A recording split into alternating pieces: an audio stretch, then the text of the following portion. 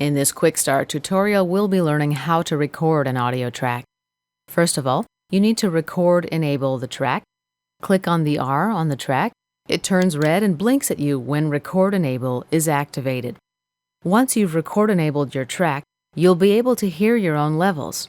Now, of course, I'm presuming that you've connected your musical devices correctly. Do a level test. It does seem a little bit low because I am pressing pretty hard. I'm going to adjust my Triton's level a bit. Whoa, Goldilocks, that's too loud. See how the red clip indicator lit up? I need to turn down the volume on my instrument. I can reset this by clicking on it. Okay, that's looking good. See how the level meter got up there without turning red?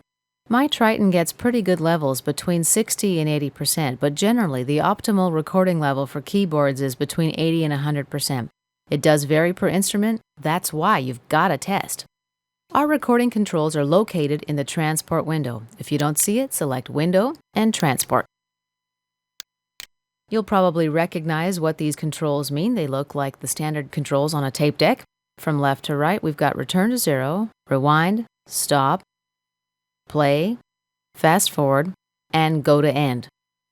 This last button is the Record Enable button. You need to click on this to arm Pro Tools for recording. There's a couple icons selected here. They're blue when they're active, metronome, and a 2-bar pre-count. If I want to disable either of those, I just simply click on them to deactivate them. Let's disable them for the time being.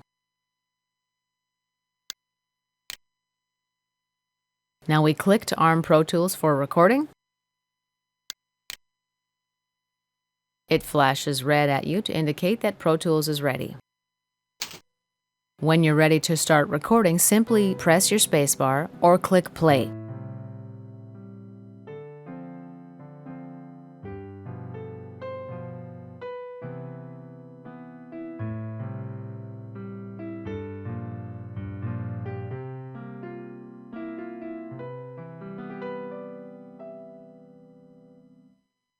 Press stop or the spacebar when you're done recording. When you record, every take is saved unless you've enabled Destructive Record from the Options menu or from the drop-down menu at the Record Enable button.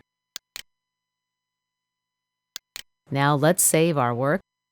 File, Save. Get used to doing this often with the Control-S key as your shortcut.